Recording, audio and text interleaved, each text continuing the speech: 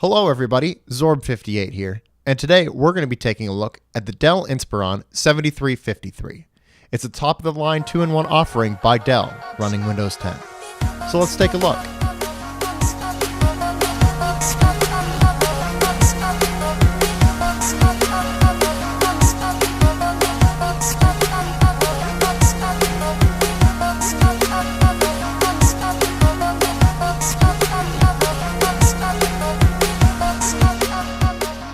Alright, let's start with the specs.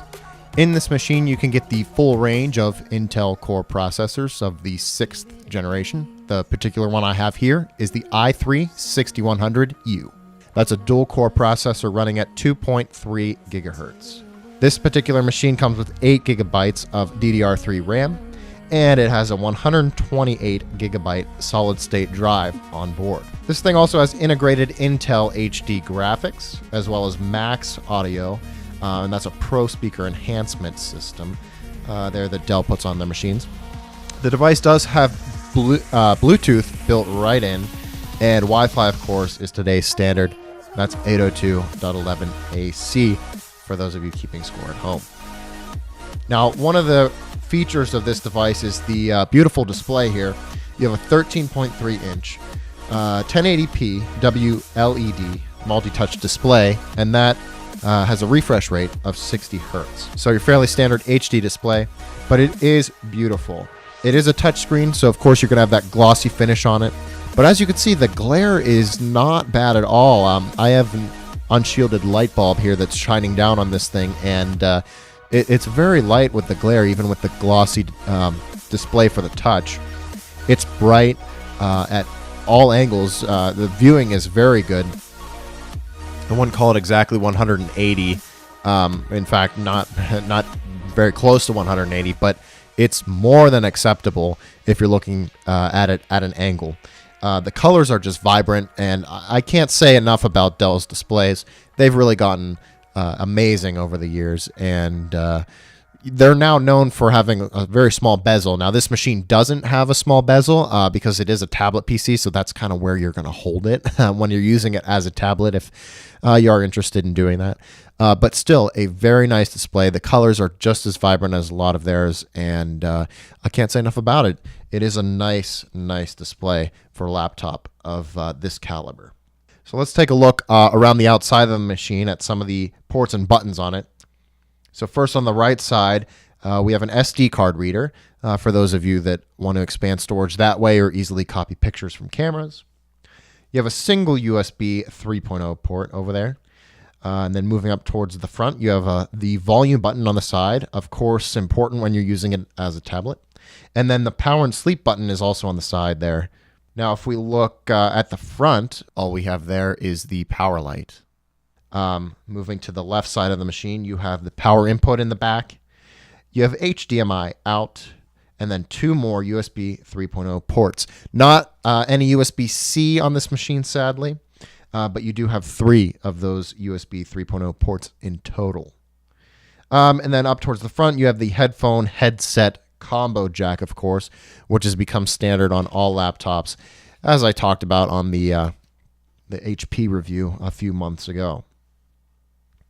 So talking about the sound quality of this PC, we just talked about the display. Well, how does the sound compare? The sound is pretty good for the size of the laptop, I must say. It has that Dell Max audio built in. It is a Connexent audio driver.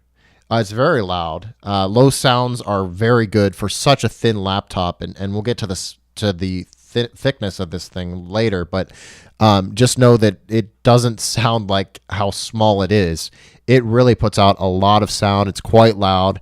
There is a bit of vibration in the speakers and in the chassis when you have the volume up to 100%. Anywhere below that, it's pretty much completely eliminated, but it picks up those low tones very good and puts them out at a very high quality. Also, having the volume key on the side of the machine, even when it's not in a tablet mode, even when it's not folded over to be a tablet, is a really nice feature. I love that. And you also have the more traditional option of changing the volume with the keyboard, which is nice. Speaking of the keyboard, That's my next point here. It is a smallish keyboard, and they could make it larger based on how large the chassis is. I mean, I don't know what exactly is under there that may be preventing them from using all of the space of this chassis, but it's just it's very small. The keys are very small, and it's odd because they're very much spaced apart from one another. So I'm not sure why they couldn't put the keys closer together. Something like the Surface Book or the Surface Pro keyboard, very close together, especially the Surface Pro 3 where they were just all in a row, and make them large buttons. I probably would have personally preferred that, but I guess you get what you get on that. So it is not a full-size keyboard, and the keys are not full-sized themselves. What's odd is the bottom row of keys. You could see the Control, Alt, and the spacebar there they're the height of a regular key, but not the width. But no other row is like that, so it's kind of curious. The keyboard is backlit, which is very nice. You've got different brightness settings on that, and it's very, very bright, and I do appreciate that. I also appreciate the contrast with the dark keys on the lighter chassis down there. Key throws are acceptable. They're slightly shorter than the HP that I had reviewed a few months ago.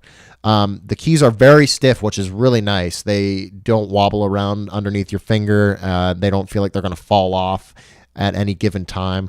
They're sturdy, and they go down with ease. Now, speaking of overall build quality of the machine, I just want to say that the PC is very well made. I think a lot of Dell's products are like this, especially their laptops these days. But this thing is not going anywhere. It feels solid in the hand. When you open it up, it's actually a little tough to open because there isn't anywhere to grip along the front, anywhere you can grab to get it open. But it's not difficult to open. It's just a little bit more tedious than you would expect. And this screen isn't going anywhere. You got to really shake it to get it to move significantly. It does move, but nothing where you're going to put it down and it's going to really go crazy. So it is solid. The screen is solid as well, the top part. As far as materials used, the outside, the top of this machine is a matte finish. It's a rubber finish, sort of. It's very grippy, so it's very nice if you're going to be carrying this around, holding it in your hand. It's not going to slip. It's not going to put fingerprints all over the place. It is a rubber finish, and that's the same with the bottom. Now the bottom's more a little bit harder, but it's kind of the same finish all the way around on the outside, which is nice. You've got the metal hinges, which are very high quality. Of course, whenever you're opening this thing up and spinning it around, you don't have to worry about the hinge popping out or getting harmed in general. And it is that sort of hinge that pushes back whenever you rotate the machine fully, because it's needed to do that, to go the full way around the 360 degrees there. As far as the build quality on the inside, you do have that metallic finish there. It's very good material, that metal. The trackpad feels a little cheap, and that's only because there's a light texture on it. I guess I'm used to, I don't know about you folks out there, but I'm used to the good, high-quality trackpads having just being glass, and being completely smooth. This one does have a bit of texture, so it was kind of odd first using it. Now that I've been using this machine for a couple of days, it's not as bad. Again, the keyboard is a nice finish. Those keys are very sturdy and feel good. So overall build quality is very high for this machine, and it's not very heavy, so it's really nice. It feels like an Ultrabook in the hand. Of course, it's not because of the lower end specs and the fact that it's a 2-in-1, but it is a really high quality and well-built machine. As far as the battery, this is a 3-cell lithium-ion battery. It'll give you a stated 9 hours of battery life. In my tests, and I didn't have the screen all the way down, and I was doing installing of software and getting things set up for this computer's use, so I didn't get near that, and I haven't used it too much to do long-term battery tests on it, but I may report back if I do end up doing that with this machine. This device also has an HD webcam with dual microphones, so that's always nice. And last but not least, pricing on this. So this device was $599.99, and that's starting. That, again, has the i3 processor, has a 128 gig solid state drive and 8 gigs of RAM, which for the bottom end of a 2-in-1 those specs are more than adequate. Absolutely. With the 8 gigs of RAM and any kind of solid state drive, putting it in this thing makes it fly as compared to some other similarly priced models from Lenovo or HP.